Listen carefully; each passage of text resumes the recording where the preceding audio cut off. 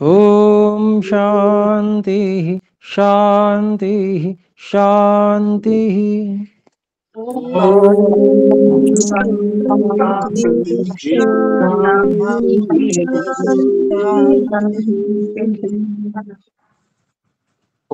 आज के दिन हम सत्यार्थ प्रकाश इस पुस्तक का स्वाध्याय करते हैं और इसमें हम प्रथम समुल्लास को पढ़ चुके हैं और आज से हम द्वितीय समुल्लास को आरंभ करने वाले हैं। तो आइए आरंभ करते हैं इसको। अथ द्वितीय समुल्लासारंभः अथ शिक्षां प्रवक्ष्यामः। और सबसे पहले एक प्रमाण दे रहे हैं महर्षि स्वामी दयानंद जी। मातृमान पितृमान आचार्यवान पुरुषो वेद।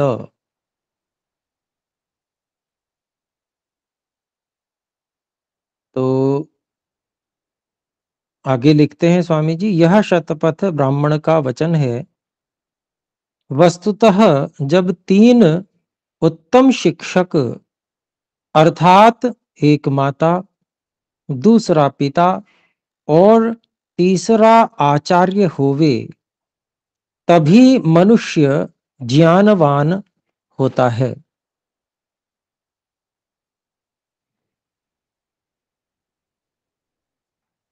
तो यह तीन शिक्षकों की बात महर्षि जी ने यहाँ की है। प्रथम माता भी शिक्षक हैं। तो माता जितने अच्छे सुसंस्कारों वाली वेद आदि की पढ़ी हुई होंगी, उतना ही जन्म से ही जो संस्कार है, जो संतान है, उस पे संस्कार उत्तम पड़ेंगे। फिर दूसरा पिता, पिता भी शिक्षक हैं, क्योंकि 5 वर्ष के बाद में पिता का प्रभाव संतानों पर अधिक रहता है। और उसके पश्चात आचार्य, अर्थात गुरुकुल में जाकर आचार्य के अंतेवासी के रूप में ज्ञान का ग्रहण करना। तो इसके बारे में आगे देखिए, बताते हैं कितनी सुंदर बात। वह कुल धन्य है, वह संतान बड़ा भाग्यवान जिसके माता और पिता धार्मिक विद्वान हों। तो ये जो है विशेष बात है, बहुत अधिक, जिसका प्रभाव जीवन भर व्यक्ति के ऊपर रहता है, कि जिसमें सभी लोग धार्मिक हों और विद्वान हों, ऐसा कुल धन्य है। और वो संतान भी बड़ा भाग्यवान है जिसके माता और पिता धार्मिक भी हों और विद्वान भी हों वेदों के। तो क्योंकि माता और पिता अपनी संतान को जो वह सर्वश्रेष्ठ जानते और आचरण करते हैं, वही अपनी संतान को सिखाते हैं। तो जो माता पिता धार्मिक और विद्वान होंगे, तो वह अपनी संतान को भी निश्चित ही धार्मिक और विद्वान बनाएंगे। साथ ही संतान अपने माता पिता को देखकर, उनके आचरण को देखकर भी उनसे धार्मिकता और विद्या की प्राप्ति करेंगे। तो इसीलिए संतान को बहुत भाग्यवान बताया है कि जिनके माता पिता धार्मिक और विद्वान हो। फिर आगे कहते हैं महर्षि जी, जितना माता से संतानों को उपदेश और उपकार पहुंचता है, उतना किसी से नहीं। तो इसीलिए माताओं को भी विदुषी और धार्मिका होना बहुत आवश्यक है, क्योंकि माता ही सर्वप्रथम और सबसे दृढ़ पड़ने वाले संस्कारों को देने वाली है। आगे कहते हैं, जैसे माता संतानों पर प्रेम, उनका हित करना चाहती है, उतना अन्य कोई नहीं करता। इसलिए मातृमान अर्थात प्रशस्ता, धार्मिकी, विदुषी माता विद्यते यस्य स मातृमान। तो कहते हैं कि भाई मातृमान किसे कहते हैं? तो जिसकी माता बहुत धार्मिक, बहुत अच्छे कर्मों को करने वाली और विदुषी हैं वेदों की, उसी को मातृमान कहा जाता है। आगे कहते हैं, धन्य वह माता है कि जो गर्भाधान से लेकर जब तक पूरी विद्या न हो तब तक सुशीलता का उपदेश करें। तो किन माता को धन्य कहा है? कि जो गर्भाधान से लेकर, गर्भ धारण करने से लेकर पूरा वहां से, और जब तक विद्या पूरी न हो जाए तब तक सुशीलता का उपदेश करें, क्योंकि तब तक सीखने की ही अवस्था है। और उसमें जब किंचित मात्र भी विपरीत माता का भाव नहीं होगा, मां हमेशा मन, वाणी और शरीर से संतान के लिए सुशीलता ही चाहेंगी, वैसा ही उपदेश करेगी, तब निश्चित रूप से संतान अत्युत्तम हो सकती है, बहुत अच्छे धार्मिक और विद्वान संतान बन सकती है। तो इसीलिए ऐसी माताओं को धन्य कहा है महर्षि दयानंद जी ने। फिर आगे कहते हैं अगले पैराग्राफ में, माता और पिता को अति उचित है कि गर्भाधान के पूर्व, मध्य और पश्चात मादक द्रव्य, मद्य, दुर्गंध, रूक्ष, बुद्धिनाशक पदार्थों को छोड़ के जो शांति, आरोग्य, बल, बुद्धि, पराक्रम और सुशीलता से सभ्यता को प्राप्त करें, वैसे घृत, दुग्ध, मिष्ट, अन्नपान आदि श्रेष्ठ पदार्थों का सेवन करें कि जिससे रजस वीर्य भी दोषों से रहित होकर अत्युत्तम गुण युक्त हो। जैसा ऋतुगमन का विधि अर्थात रजोदर्शन के 5वें दिवस से लेके 16वें दिवस तक ऋतुदान देने का समय है, उन दिनों में से प्रथम के 4 दिन त्याज्य हैं। रहे 12 दिन, उनमें एकादशी और त्रयोदशी को छोड़ बाकी 10 रात्रियों में गर्भाधान करना उत्तम है। और रजो दर्शन के दिन से लेके 16वीं रात्रि के पश्चात न समागम करना। पुनः जब तक ऋतुदान का समय पूर्वोक्त न आवे तब तक और गर्भ स्थिति के पश्चात 1 वर्ष तक संयुक्त न हो। जब दोनों के शरीर में आरोग्य, परस्पर प्रसन्नता, किसी प्रकार का शोक न हो, जैसा चरक और सुश्रुत में भोजन छादन का विधान और मनुस्मृति में स्त्री पुरुष की प्रसन्नता की रीति लिखी है, उसी प्रकार करें और वर्तें। तो यहां पर जो विधान आया है कि समाज को उत्तम संतान देनी है, तो विवाह उसके लिए स्त्री और पुरुष करते हैं। तो यह जो बात है, यह उसी के लिए संभव है जो इंद्रियों के विषयों में सुख को न मानकर, न जानकर, उनको जीवन निर्वाह के लिए साधन रूप समझते हैं कि आवश्यकता होने पर ही केवल इनका, इंद्रियों का उपयोग किया जावे, तब ही व्यक्ति इस प्रकार से संयमी बन सकता है। जिसको इंद्रियों के विषयों में सुख प्रतीत होता है और उनसे वो सुख लेना चाहता है, वह कभी भी संयमी नहीं हो सकता और वह नियम के अनुसार जो गर्भाधान आदि संस्कार हैं वो भी करने में समर्थ नहीं हो पाएगा।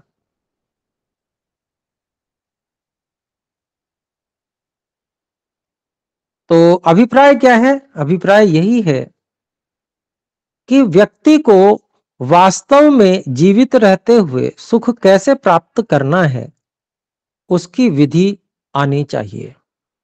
यदि व्यक्ति को सुख प्राप्त करने की सही विधि आती है और संतानों को भी वह यही सिखाता है, स्वयं भी वैसे ही करता है, अब सही विधि से आनंद और सुख की प्राप्ति जब होगी तो इंद्रिय के विषयों की ओर दौड़ने की आवश्यकता नहीं रहेगी। तो सुख के साधन कौन से बताए हैं ऋषियों ने? परोपकार अर्थात सेवा आदि। यदि परिवार में है तो समर्पण भाव से अपने परिवार में परिवारजनों की, माता पिता इत्यादि जो भी बड़े वृद्ध हैं उनकी सेवा करना और जो भी दीनहीन दुखी हैं उनकी सेवा करना, उनकी आवश्यकताओं की पूर्ति करना, उससे एक हृदय में बहुत ही अधिक शुद्ध आनंद हिलोरे लेता है। उस सुख की कामना व्यक्ति को करनी चाहिए, आनंद की कामना करनी चाहिए। फिर विद्या का सुख, विद्या पढ़ने और पढ़ाने से, वेद की विद्या को पढ़ने और पढ़ाने से बहुत आनंद होता है, उसमें व्यक्ति को सुख लेना आना चाहिए। और तीसरा जो सर्वश्रेष्ठ सुख है, ईश्वर की उपासना से सुख प्राप्त करना, आनंद लेना आना चाहिए। ध्यानावस्थित होकर जब हम बैठ जाते हैं और अपनी ओर ध्यान लगाते हैं तो जो सर्वव्यापक परमात्मा से आनंद, उत्साह, निर्भयता की यहां भी प्राप्ति होती है। तो यह जो इस प्रकार का आनंद ईश्वर की उपासना से लेना, ये जब हम इस प्रकार के, इन तीन प्रकार के सुखों को हम ग्रहण करते हैं और इसको हम सुख का साधन मानते हैं कि ये है सुख, वास्तव में ये हमें सुख लेना चाहिए और ये सुख लेने के लिए हमें प्रयासरत भी रहना चाहिए। तो जब हम इन सुखों को मानते और इनसे सुख लेने का अभ्यास बनाते हैं और अपने संतानों को भी बताते हैं कि भाई ये सुख लेना चाहिए, इस तरह से सुख लिया जाता है। आनंद लेना है तो सुबह शाम 1-1 घंटा ईश्वर की उपासना में समय लगाइए, तो सुख की पूर्ति होती रहेगी। कि जैसे शरीर में मधुर, लवण इत्यादि द्रव्यों की अपेक्षा होती है, तो शरीर में उनकी अपेक्षा होने से वैसी ही इच्छा भी मन में आती है। और जब हम उन मधुर आदि पदार्थों का ग्रहण करते हैं तो उसकी पूर्ति हो जाती है और फिर वैसी इच्छा नहीं रहती। तो इसी प्रकार से जो सुख की इच्छा है वो सुख के सही साधनों का उपयोग करने से जब पूर्ण हो जाती है तो व्यर्थ के गलत साधनों की ओर व्यक्ति का दृष्टिपात नहीं होगा। तो अभिप्राय यही है कि इंद्रिय के विषय जितने भी हैं, चाहे रूप रस गंध स्पर्श शब्द भोजन इत्यादि, स्पर्श इत्यादि, ये सब केवल साधन मात्र मानकर कि इनका उपयोग कर्तव्य पालन के लिए और शरीर की रक्षा के लिए आवश्यक है, तो इसको जब आवश्यक होगा केवल तभी इनका उपयोग किया जाए और विधि पूर्वक जैसा ऋषियों ने विधान किया है उस तरह से। भोजन इत्यादि में भी जो व्यक्ति सुख लेता है उसको भी सुख दायक मानकर और ग्रहण करता है तो बार बार ग्रहण करता है, उसमें से सुख लेने का प्रयास करता है, परंतु वह रोगी हो जाता है और इतनी भी फिर सामर्थ्य शरीर में नहीं रहती कि वो उस सुख को भी ले पाए, तो शरीर नष्ट प्राय हो जाता है। तो ऐसे ही ब्रह्मचर्य आदि व्रतों का पालन न करने से भी व्यक्ति का शरीर नष्ट हो जाता है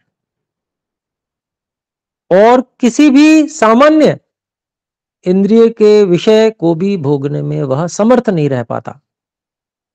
तो इसलिए यह बात यहां पर बहुत अच्छी प्रकार से समझ लेने योग्य है। अपने लोगों को बहुत अच्छे से समझना चाहिए इस ऋषियों के इस संदेश को,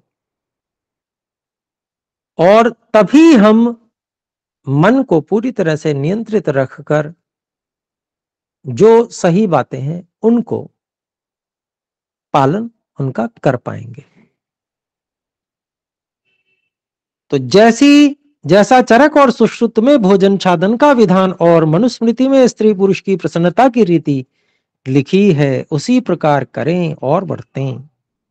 गर्भाधान के पश्चात स्त्री को बहुत सावधानी से भोजन छादन करना चाहिए। पश्चात एक वर्ष पर्यंत स्त्री पुरुष का संग न करें।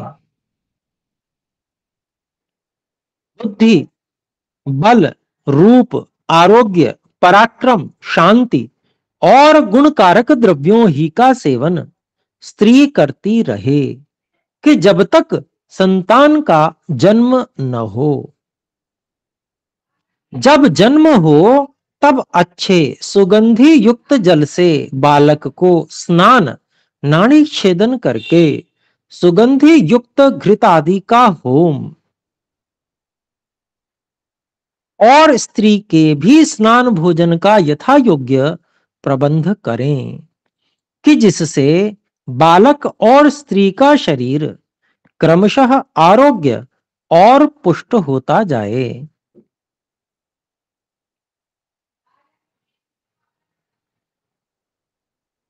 ऐसा पदार्थ उसकी माता और धाई खाए कि जिससे दूध में भी उत्तम गुण प्राप्त हों।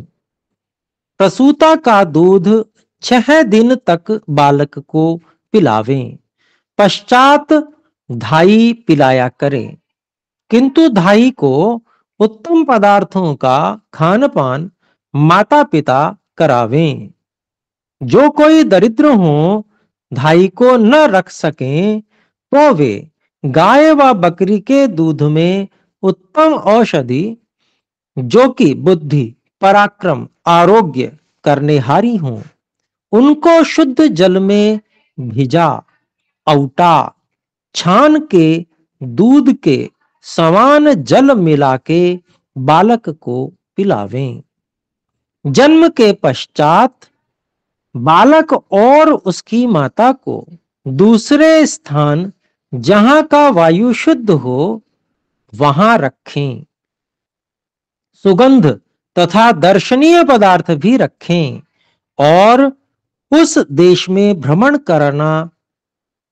कराना उचित है कि जहां का वायु शुद्ध हो और जहां धाई, गाय, बकरी आदि का दूध न मिल सके वहां जैसा उचित समझें वैसा करें, क्योंकि प्रसूता स्त्री के शरीर के अंश से बालक का शरीर होता है।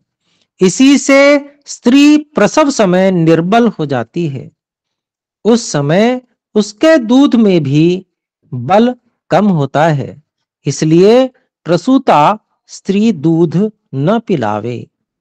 दूध रोकने के लिए स्तन के छिद्र पर उस औषधि का लेप करें जिससे दूध स्रवित न हो। ऐसा करने से दूसरे महीने में पुनरअपि युवती हो जाती है। तब तक पुरुष ब्रह्मचर्य से वीर्य का निग्रह रखे। इस प्रकार जो स्त्री व पुरुष करेगा, उनके उत्तम बल पराक्रम युक्त दीर्घायु धार्मिक हों। स्त्री योनि संकोच शोधन और पुरुष वीर्य का स्तंभन करें।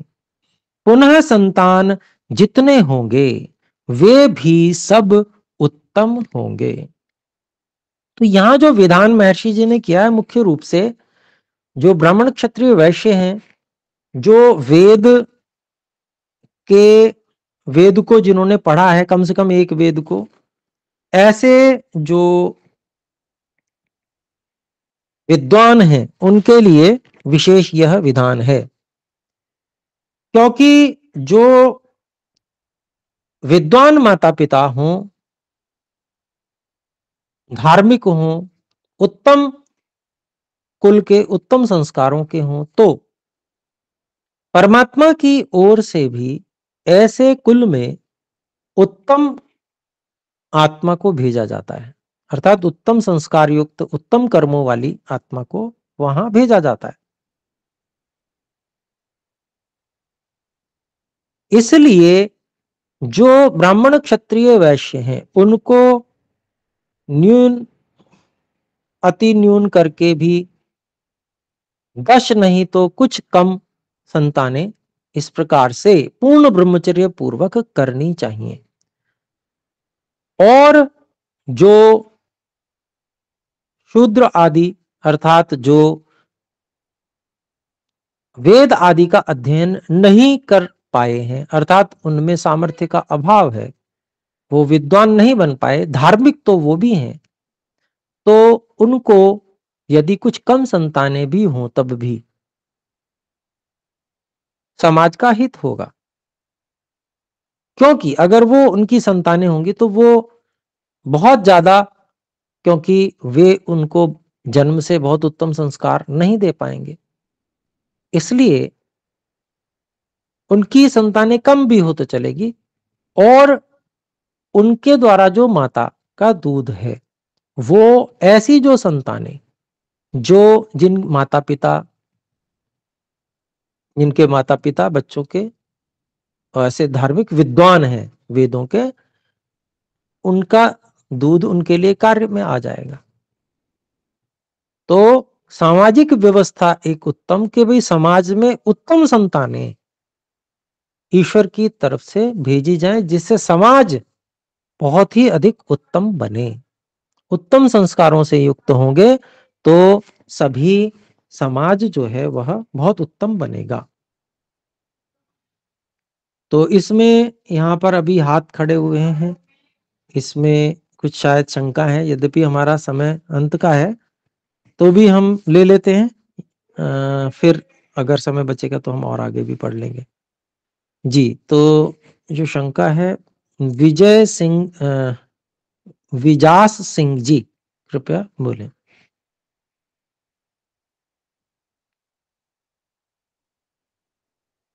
विजास सिंह जी, यदि आप नहीं बोल पा रहे हैं तो फिर कृपया हाथ को नीचे कर दें। बहन स्नेह लता जी कृपया बोलें। नमस्कार आचार्य जी। आचार्य जी जी, इसमें नमस्ते। एक आई है, प्रसूता का दूध 6 दिन तक बालक को पिलावे, तदंतर दाई पिलाया करे। तो ऐसे कैसे हो सकता है कि माँ ना पिला के दाई पिला दे? अगर उसको खान पान हम सही रखेंगे तो दाई के क्या दूध उतर जाएगा वो, अगर बड़ी उम्र की हुई या वैसे मतलब? जी देखिए, धाई का पिलाया करे तो मतलब योग्य धाई जिसके दूध हो, उसी की बात की है ऋषि जी ने, है ना? वैसे ही। और जहां तक बात यह है कि माता, तो माता का दूध बंद करने का उद्देश्य, क्योंकि रस धातु से दुग्ध उत्पन्न होता है, तो माता जो कुछ भी खाएगी अगर उसका दूध बन जाएगा अधिकांश का, तो उसके शरीर में धातुओं की पुष्टि नहीं होगी। और जब धातुओं की आगे पुष्टि नहीं होगी तो वह बलवती भी नहीं बनेंगी। और यदि वो दुग्ध बंद कर दिया जाता है तो वो पुनः बलवान हो जाएंगी, बलवती हो जाएंगी, तो फिर उसके बाद में अगली संतान उत्पन्न करने के लिए सामर्थ्य आ जाएगी, जो कि लगभग 1 वर्ष का समय पूरा हो जाता है। तो यहां पर वे माता पिता जो वेद आदि पढ़े हुए हैं, जो विद्वान हैं, धार्मिक हैं, उनके लिए उनकी अधिक संतानें हों। और जब उनकी अधिक संतानें होंगी, प्रत्येक जैसे मान लीजिए 10 वर्ष तक 10 संतानों के लिए वो कार्य करते हैं, और 10 संतानें होती हैं और उनको सब संतानों को वो धार्मिक विद्वान उत्तम बनाते हैं, तो राष्ट्र को कितनी सुंदर संतति प्राप्त होगी आगे। इसके विपरीत यदि सबको एक जैसा समान अधिकार दे दिया जाए कि भाई तुम भी जितनी मर्जी संतानें उत्पन्न करो, तो फिर तो वैसे ही शूद्रों की संख्या अधिक होती है, बिना पढ़े लिखों की अधिक संख्या होती है। वो ही फिर बहुत अधिक संतानें उत्पन्न करके संसार में जो जिसको कहेंगे बिना पढ़े लिखों की संख्या, और वो क्योंकि सामर्थ्य उसी के अनुकूल ही आत्मा वहां भेजी जाएगी परमात्मा के द्वारा भी, है ना। तो वहां पर उनकी संख्या बहुत अधिक संसार में बढ़ेगी, और वो क्योंकि विद्या रहित होंगे तो उनमें झगड़ा, मारपीट, ये सब काम भी खूब हुआ करेंगे, तो दुख संसार में बढ़ेगा। और अगर जो ऐसे विद्वान माता पिता वो संतानें उत्पन्न करेंगे, तो उनसे जो संतानें होंगी उनको वो कुलीन, उत्तम, धार्मिक, है ना, इस तरह का बनाएंगे, तो उससे संसार में एक सुख होगा, सब लोग सुख से आनंद से रहेंगे। तो ऐसा करके, और फिर उससे क्या होगा, उससे पाप भी कम होंगे संसार में। जब पाप कम होंगे तो फिर सभी धार्मिक, अधिकांश लोग धार्मिक होंगे, और उसके बाद अगला जन्म जो मिलेगा सबको अच्छा ही मिलेगा। तो इस संसार को पूरा अगले जन्म तक सुधार देने की प्रक्रिया व्यवस्था है। ये कोई जो ऋषि सोचते हैं वो कोई छोटी सोच नहीं होती है, थोड़ी देर की सोच नहीं होती है, वो सोच बहुत लंबी होती है कि संसार को उत्तम कैसे बना दिया जाए, कि जितने भी लोग यहाँ पर जन्म लेंगे, जब अधिक संख्या धार्मिकों की होगी, तो जो बेचारे शूद्रों के यहाँ लोग जन्म लेंगे वे भी देखा देखी धार्मिकता का व्यवहार करेंगे, और उनकी उन्नति फिर अगले जन्म में वो भी कहीं, जब धार्मिकता का व्यवहार करेंगे तो उनको कहीं वैश्य आदि के घर में जन्म मिलेगा अगले जन्म में। तो इससे जो है संसार सुंदर, उत्तम, धार्मिक, सुख युक्त, अधिकतम बनता जाएगा, और अधिकतम लोगों को मोक्ष में जाने के लिए जो है सुविधा होगी। क्योंकि मुक्ति में तो जाने के लिए साधना करनी होती है। साधना कौन कर सकता है? तो वही कर सकता है जो धार्मिक हो। तो ये जी, धन्यवाद आचार्य। ये मैं बहुत बार से सोच रही थी, पता नहीं क्यों लिखा हुआ है। वैसे तो माँ का दूध 6 महीने तक ठीक बताते हैं, अच्छा बताते हैं कि भाई 6 महीने तक माँ को दूध ही पिलाना चाहिए।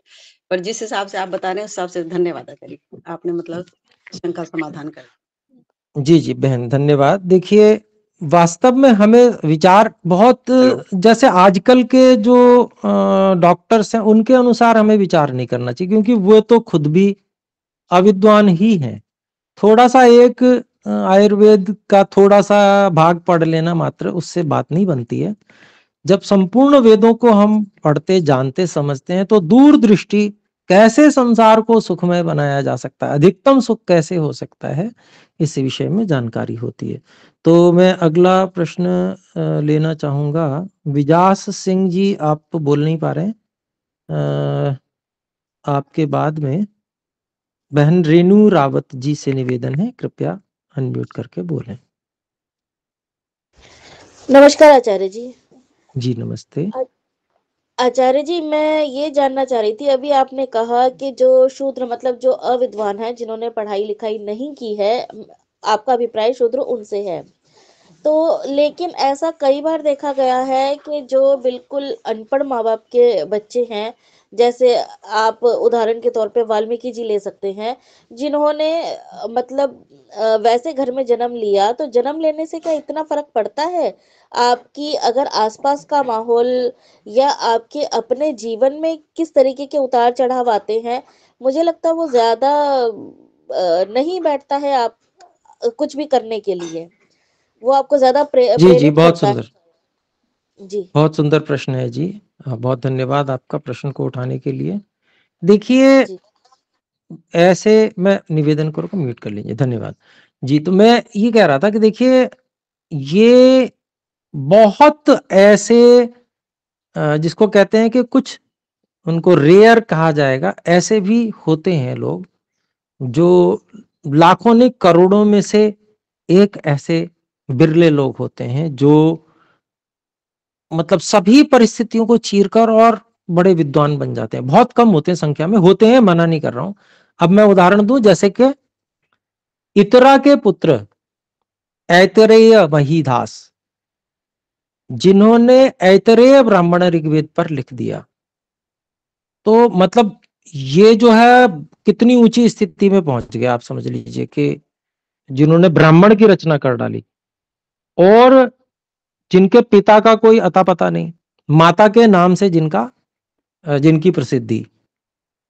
तो अभिप्राय क्या है कि ऐसे आज भी हैं हमारे गुरुजी स्वामी सत्यपति जी, जो मुस्लिम परिवार में जिन्होंने जन्म लिया, उसके बाद में उन्होंने जो है, जब मारकाट मची 47 की, उस समय उनको जो मृत्यु का तांडव दिखा, तो उससे उनको वैराग्य जागा।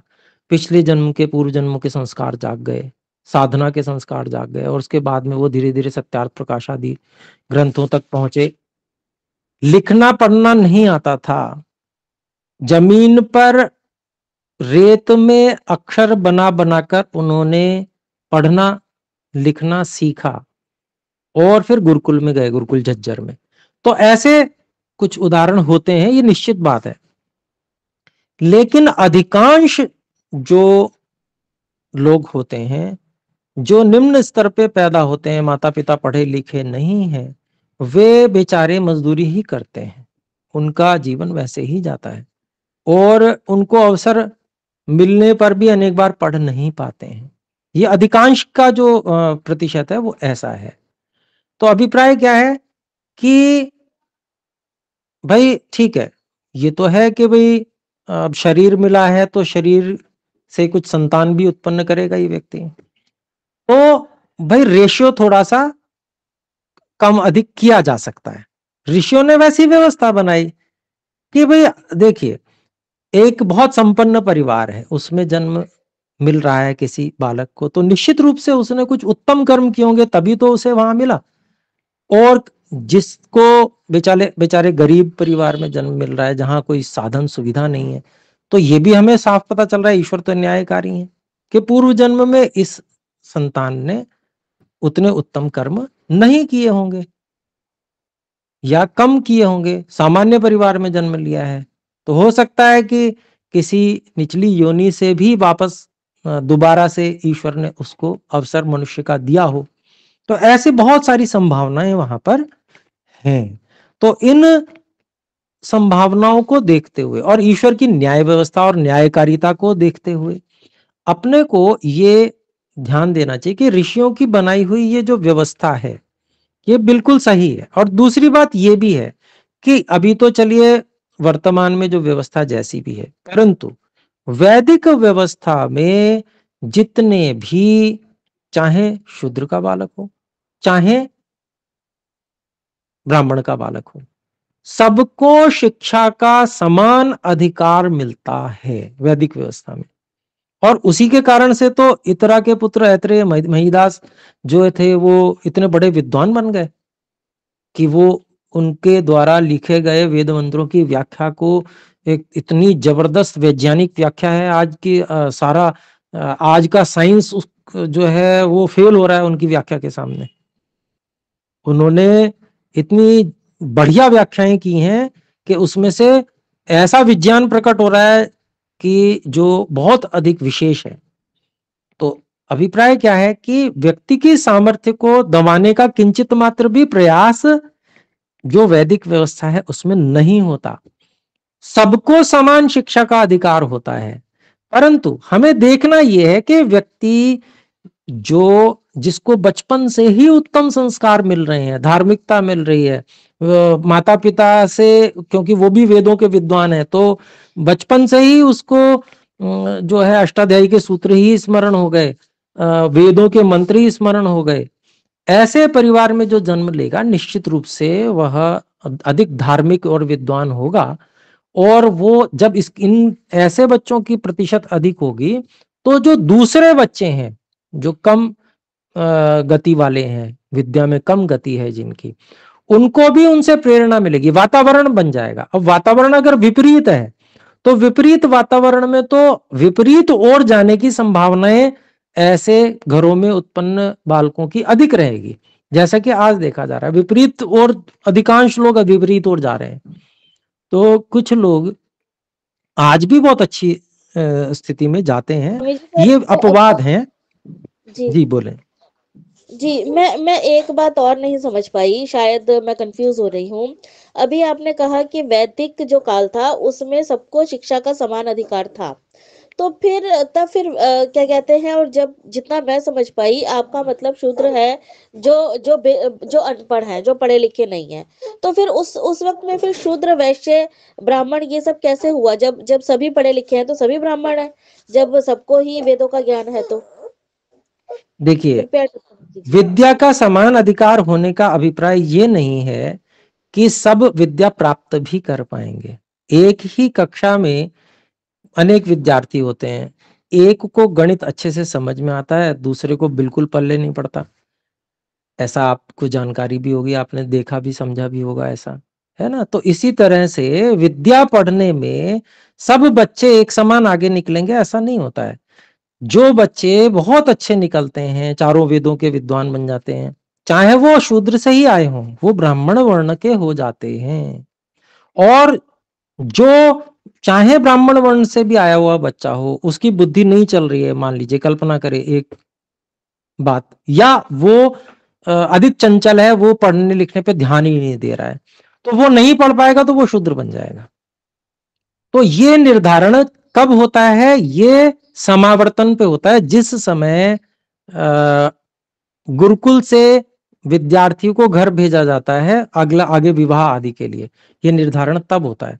तो योग्यता के अनुसार निर्धारण होता है। ब्राह्मण, क्षत्रिय, वैश्य जो है वो योग्यता के अनुसार बनते हैं वैदिक व्यवस्था में।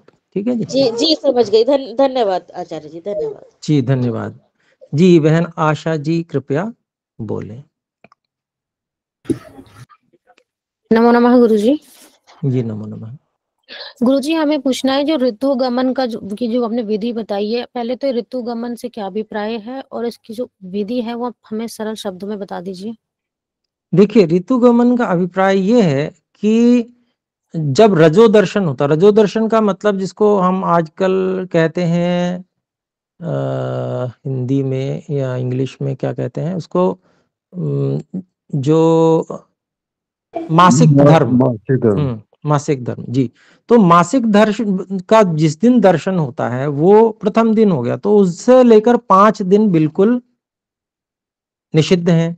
ठीक है। उसके बाद में फिर आगे ये जो बताया गया है, 5वें दिन से लेकर 16वें दिन तक ऋतुदान का समय है। ठीक है। उसमें भी प्रथम के 4 दिन त्याज्य हैं, यानी कि 5 ये और 4 ये, तो 9 दिन छोड़ देने चाहिए। बाकी बचेंगे 12 दिन। उन 12 दिनों में एकादशी और अगर त्रयोदशी बीच में कोई पड़ रही होगी तब भी संयोग नहीं करना चाहिए। तो 2 दिन ये अगर बीच में पड़ रहे हैं तो ये हट जाएंगे, और 10 रात्रियों में गर्भाधान करना, ये ठीक है जी। जी गुरुजी, धन्यवाद गुरुजी। गुरुजी, ये ऋतु गमन का मतलब है गर्भाधान करना? जी हाँ जी, जी बिल्कुल। जी, धन्यवाद गुरुजी। जी, श्रीमान अजय सिंह जी कृपया बोलें। जी, आचार्य जी नमस्ते। जी मेरा नमस्ते। प्रश्न ये है कि जैसे माँ का जो है दूध बच्चे के लिए मतलब निषेध हो जाता है और फिर दाई का जो है जैसे मान लीजिए दाई की व्यवस्था नहीं है हमारे यहाँ पर, तो ऐसे में जो उत्तम दूध है, वो गाय के अलावा कोई और भी दूध या कुछ ऐसी चीज़ जो मतलब बच्चे के लिए काफ़ी अच्छी रहे, उसके पोषण के लिए और बुद्धि के लिए कुछ ऐसी व्यवस्था हो, तो थोड़ा-सा आप बताइए उसके ऊपर कि हम क्या कर सकते हैं ऐसी व्यवस्था में? अगर जैसे दिल्ली जैसे शहर में है ना, बहुत मुश्किल होता है अरेंज करना मतलब माता का तो ठीक है, लेकिन दाई के लिए बड़ा वो हो जाता है, तो थोड़ा-सा आप बताएँ क्या कर सकते हैं हम ऐसे में? यहाँ पर जैसा कि महर्षि जी ने बताया है कि गाय या बकरी इनके दूध को जो इनमें कुछ औषधियाँ जैसे ब्राह्मी, शंखपुष्पी, शतावरी इस तरह की जो विशेष औषधियाँ हैं, अश्वगंधा, है ना, बलकारक, इन औषधियों को, बुद्धिवर्धक औषधियों को, ब्राह्मी, शंखपुष्पी इत्यादि, इनको इनमें से जो उपलब्ध हो जाए या परिवर्तित कर करके उनको उसमें उबाला जाए दूध को। दूध को उबालकर उसमें उबला हुआ उतना ही मात्रा में पानी, मतलब बराबर का पानी मिलाकर फिर उस बच्चे को आप दे सकते हैं। तो ये औषधियों से जो युक्त और उत्तम दूध बच्चे के लिए तैयार हो जाता है। ठीक है जी। जी, ठीक है। धन्यवाद आचार्य जी, धन्यवाद। जी, आपके बाद में डेविड परमार जी कृपया बोलें। नमस्कार आचार्य जी। जी नमस्ते। आचार्य जी, मैं ये कहना चाह रहा हूँ, जैसे आपने बताया कि कुलीन और जो धार्मिक माता-पिता होंगे, उनको ज़्यादा संतानें करनी चाहिए और शूद्र को उस हिसाब से। लेकिन आजकल तो यही हो रहा है, जो समझदार हैं और पैसे वाले भी हैं, मतलब जिस हिसाब से जो अपने आप को कहते हैं, मतलब जॉब करते हो, वो कम संतानें करते हैं, और जिनके पास पैसा भी नहीं है और धार्मिक भी नहीं है, मतलब समझदारी भी कम है, उनके ज़्यादा बच्चे होते हैं। तो फिर तो ये गलत है इस हिसाब से।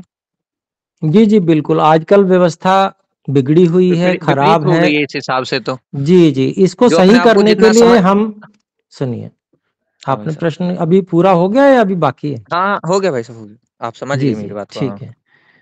तो देखिए, गुरुकुल क्रांति के अंतर्गत हम वही कार्य कर रहे हैं। गुरुकुल क्रांति इसी कार्य को करने के लिए प्रयासरत हैं। हम लोग ऑनलाइन कक्षाएं लगाकर आप सबको वैदिक विद्वान बनाने के लिए प्रयास कर रहे हैं।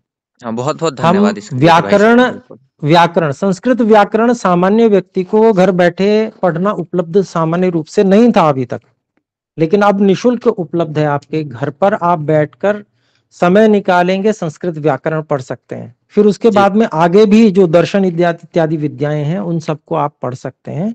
ये गुरुकुल क्रांति की ओर से व्यवस्था की गई है कि जो अविद्वान है, अब आप देख लीजिए, चाहे वो पढ़े लिखे भी हैं, चाहे कोई इंजीनियर भी हैं, तो उस उन्होंने थोड़ी सी वेद की बहुत सूक्ष्म थोड़ी सी विद्या ली है, वो भी अधूरी है, क्योंकि उसमें उन्होंने सही गलत, अच्छे बुरे, लाभकारी और हानिकारक इत्यादि का विवेचन ठीक प्रकार से करना नहीं सिखाया जाता आजकल की विद्या में, जो वेद विद्या में होता है। जी भाई साहब। तो इस कारण से ये जो विद्याएं हैं, जितनी भी विद्याएं आज हैं तो वेद की, परंतु ये सब हैं अधूरी।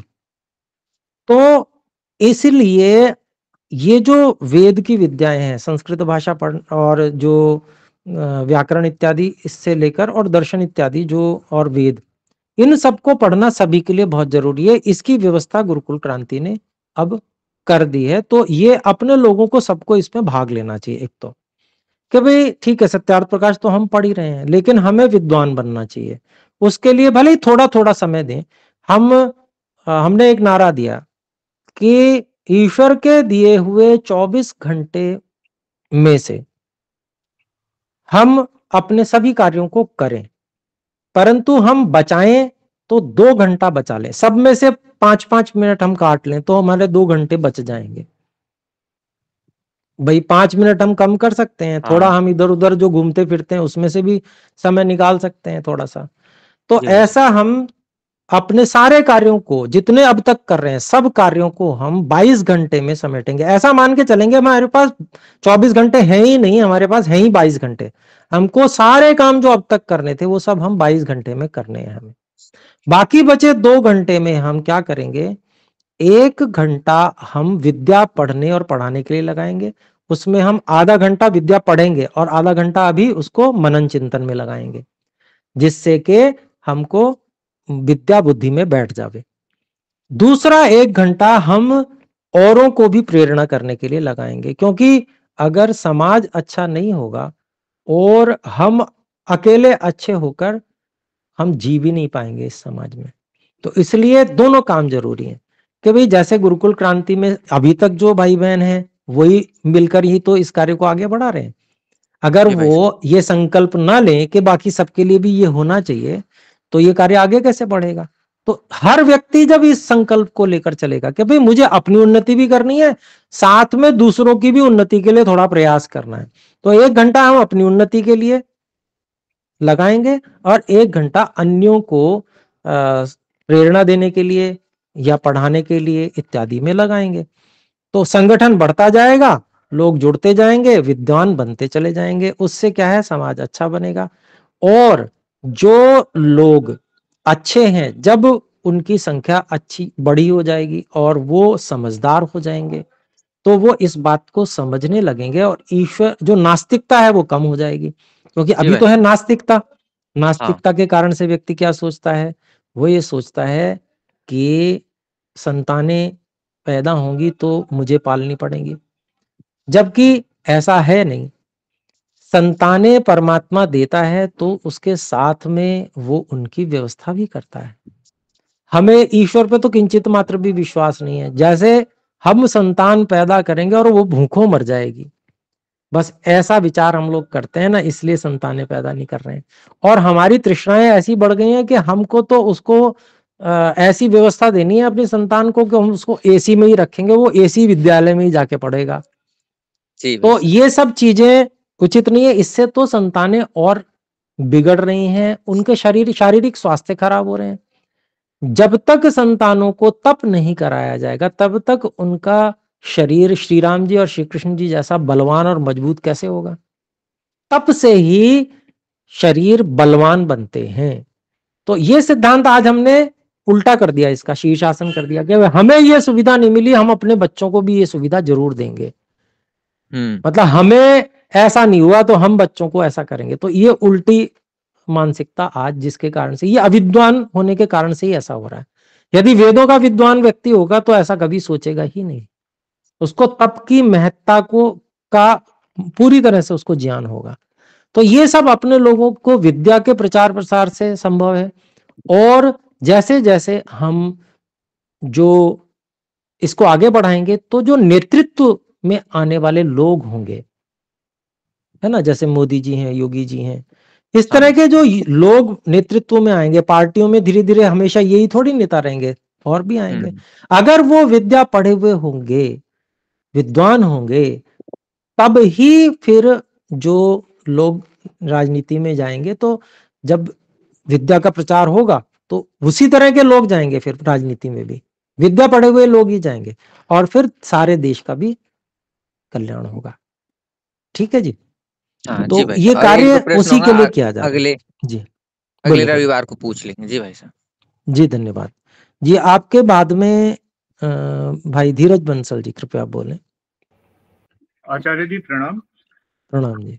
आचार्य जी, यहाँ लिखा है कि जैसे चरक और सुश्रुत में भोजन छादन का विधान और मनुस्मृति में स्त्री पुरुष की प्रसन्नता की रीति लिखी है, उसी प्रकार करे और बरते। एक तो आचार्य जी छादन का क्या अर्थ है, और दूसरा चरक सुश्रुत में वह विधान क्या दिया हुआ है, मतलब और मनुस्मृति में इस प्रसन्नता की रीति क्या लिखी हुई है? जी देखिए, बहुत लंबा विषय है। चरक और सुश्रुत में जो है, एक तो आपको स्वस्थ वृत्त पूरा देखना होगा। दूसरा जो स्त्री अधिकार और पुरुष अधिकार है वो पूरा देखना होगा। तो वहां पर और तीसरा आपको वाजीकरण भी सारा देखना होगा, रसायन वाजीकरण। तो इतना आप देखेंगे तब आपको ये समझ में आएगा कि भोजन इत्यादि और औषधियों आदि का किस प्रकार से सेवन करके और संतानों को उत्तम तैयार करना है।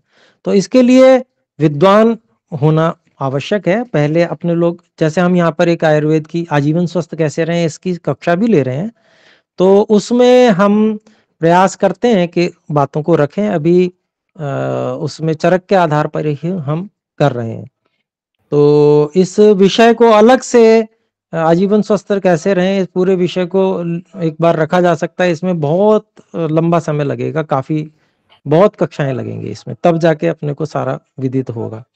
ठीक है जी। और आचार्य जी, छादन जी, बीच में ना बोलें डेविड जी, फिर आपको अवसर दिया जाएगा जी। तो इसमें जो छादन है, छादन का अभिप्राय बिछाना, ओढ़ना, वस्त्र, ये सब मैं समझता हूँ ये होना चाहिए। अर्थात जिसको हम कहेंगे आहार और विहार, हम भोजन छादन से ऐसा ग्रहण कर सकते हैं। उसमें सभी चीजें आ जानी चाहिए। तो आहार विहार का हमें ध्यान रखना होगा। ऐसे ही मनुस्मृति में स्त्री पुरुष की प्रसन्नता की रीति वो ये है, मोटा मोटा आपको बताना चाहूंगा कि स्त्री को पुरुष से और पुरुष को स्त्री से संतुष्ट रहना चाहिए। और इसमें समझने योग्य बात यह है, कभी कभी इसको उल्टा समझ लेते हैं जिसके कारण से बहुत झगड़े होते हैं। उसमें समझने योग्य बात यह है कि संतुष्ट रहने की जिम्मेदारी हमारी है, संतुष्ट करने की जिम्मेदारी दूसरे की नहीं है। जैसे कभी कभी यह समझ लेते हैं कि पति की जिम्मेदारी यह है कि वो पत्नी को संतुष्ट रखे, पत्नी की जिम्मेदारी यह है कि वो पति को संतुष्ट रखे। थोड़ी सी सीमा तक थोड़ा प्रयास, तो सामान्य प्रयास ये इसके लिए आवश्यक है, उसका निषेध मैं नहीं कर रहा हूं। परंतु अधिकांश में इस संसार में कोई व्यक्ति कभी किसी को पूरी तरह से संतुष्ट नहीं कर सकता, संभव ही नहीं है, व्यक्ति का स्वभाव ही नहीं है। तो इसलिए क्या जिम्मेदारी बनती है? जिम्मेदारी बनती है स्वयं संतुष्ट होने की, कि हमें जो पति मिले हैं या हमें जो पत्नी मिली हैं, इनमें कुछ गुण दोष हैं और ये हमारा भाग्य है। विवाह जीवन में एक बार होता है, दूसरी बार विवाह का विधान नहीं है। अभी चौथा समुल्लास आएगा, वहां देखेंगे हम। दूसरी बार किंचित मात्र भी विवाह नहीं होता है। जो अछूते रह जाते हैं, मान लीजिए विवाह होते ही साथ में कोई समागम नहीं हुआ, उसके बिना ही पुरुष मर गया या स्त्री मर गई, तो विवाह हो सकता है। इसके अलावा यदि एक बार भी साथ में रह लिए, संतान के लिए एक बार भी प्रयास हो गया, उसके पश्चात दूसरी बार विवाह नहीं हो सकता। ऐसा हम आगे पढ़ेंगे, उसका लंबा विवेचन आगे आएगा। तो अभिप्राय क्या है कि वहां पर हमको यह समझना चाहिए कि जो भी विवाह अब हो गया है, इस विवाह में ये मेरे एक भाग्य के रूप में है। मुझे जैसे माता पिता मिले हैं, ऐसे ही पत्नी भी मिली हुई है। हाँ, वहां पर जो मनुस्मृति आदि है, वहां पर ऐसा विधान आता है कि यदि अत्यंत कठोर शब्द बोलने वाली स्त्री हो अथवा दुर्व्यवहार करने वाला पति हो, तो उसे छोड़ देना चाहिए। छोड़ देने का मतलब अलग रहने से है, दूसरा विवाह करने से नहीं है। अलग रहना होगा, ब्रह्मचर्य से रहना होगा। हाँ, यदि संतानों की अपेक्षा है तो नियोग का विधान वहां पर है। तो ये जो रीति है आपस में संतुष्ट रहने की, इसको कहेंगे, ये मनुस्मृति में विधान है कि पत्नी पति से संतुष्ट रहे, पति पत्नी से संतुष्ट रहे। ऐसा सामान्य स्थिति मान करके भी थोड़ी बहुत तो नोकझोंक होती है, इसको कहाँ जाके क्यों इसको कठोर शब्द मानकर और फिर झगड़ा कर ले व्यक्ति, ऐसा नहीं है। थोड़ा तो सहन करना ही होता है आपस में एक दूसरे को, और एक दूसरे को समझाना बुझाना भी होता है और मनाना भी होता है। तो ऐसे करके आपस में संतुष्ट रहें, ये विधान है। तो ये मनुस्मृति आदि का। बाकी विधान हम जो गृहस्थ प्रकरण है उसमें सारा वहां पर आने वाला है, और पूरी मनुस्मृति को भी हम देख सकते हैं। उसकी भी दर्शन योग धाम में कुछ कक्षाएं और शिविर इत्यादि भी हो रहे हैं। उसका विज्ञापन भी आया हुआ है फेसबुक पे, तो वहां पर पूरी मनुस्मृति में का भी अध्ययन कर सकते हैं आप जी। तो ठीक है, अभी समय भी हो गया। डेविड जी कृपया, आपका नाम थोड़ा विचित्र है, तो प्रयास करना चाहिए आपको कि आपका नाम कुछ आर्यों वाला ही हो जाए, और बाकी जी भाई बोलें। साहब, जी भाई जी साहब, मेरा बोलें। नाम कृष्णा है। मुझे संघ में सभी कृष्णा कहते हैं, लेकिन ईमेल आईडी वो सब पे अभी डेविड ही है डॉक्यूमेंट्स में। ठीक है जी, कृष्णा जी बोले। हाँ भाई साहब, मेरा प्रश्न ये है कि हमने तो अपने विवेक से आपकी कक्षाओं की ये हमने ऐड देखा था और हम ज्वाइन हो गए इनमें, लेकिन हम अपने मित्रों से, अब किसी से भी कहता हूँ मैं ये कक्षाएं करने के लिए, तो वो मना करते हैं कि इनकी कोई जरूरत नहीं है, हमें अपनी पढ़ाई या अपने इसी में व्यस्त हैं हम, इनकी कोई आवश्यकता नहीं है। तो हम उन्हें कैसे समझाएं कि, क्योंकि अभी तक मैं कोई भी किसी को भी एक कक्षा में जोड़ नहीं पाया हूँ अभी तक, मैं प्रयास तो करता हूँ। जी देखिए कृष्ण जी, तो ये जो बात है ये थोड़ा थोड़ा प्रयास करने से ही संभव होगी। एक मित्र बना लें, सबसे एकदम से ना कहें, एक मित्र बनाएं, उसके साथ में मित्रता का निर्वाह करें, और ऐसी स्थिति में आए कि वो आपकी बात माने और आप उसकी बात माने। उसके बाद में फिर आप कहेंगे तो वो मना नहीं कर पाएगा, और ऐसा करने से उसका कल्याण भी होगा। तो अभिप्राय क्या है कि जिसको कहते हैं ना कि एक साधे सब सधे, सब साधे सब जाए, तो एक एक करके प्रयास करना चाहिए, क्योंकि हमारी सामर्थ्य इतनी नहीं है कि हम पूरे के पूरे समूह को प्रभावित करके और किसी और मोड़ लें। तो हम एक एक करके ही प्रयास कर लें। और बाकी जो शिविर लगते हैं इस प्रकार के, जिनमें प्रेरणा होती है, ऐसे शिविरों में लाने का, निःशुल्क शिविर होते हैं बहुत सारे, तो उनमें शिविरों में लाने का प्रयास करना चाहिए। गुरुकुल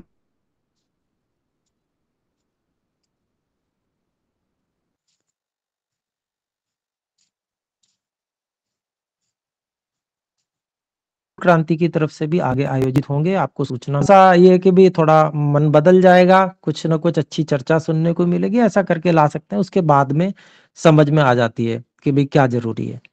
ठीक है जी। ठीक है भाई साहब। धीरज बंसल जी शीघ्रता से रखें। नमस्ते आचार्य जी। जी नमस्ते आचार्य जी, मैं समर्थ बंसल बोल रहा हूँ। आचार्य जी, मेरा प्रश्न है, क्या आप आचार्य कश्यप कुमार जी को जानते हैं? हाँ जी जानता हूँ। बताओ क्यों पूछा आपने? आचार्य जी, वो हम आचार्य जी कश्यप जी की कक्षा करते हैं रात को, तो इसलिए हमारे मन में उत्सुकता उठी कि आप उन्हें जानते हैं क्या? हाँ जी, बहुत अच्छे से जानता हूँ। बहुत अच्छे आचार्य हैं वो, और बहुत अच्छा आप कर रहे हैं ये उनकी कक्षाओं में सम्मिलित होके, तो आपको साधुवाद। धन्यवाद। चलिए तो धन्यवाद। आइए विराम करते हैं, एक बार ओम का उच्चारण मेरे साथ सभी करें।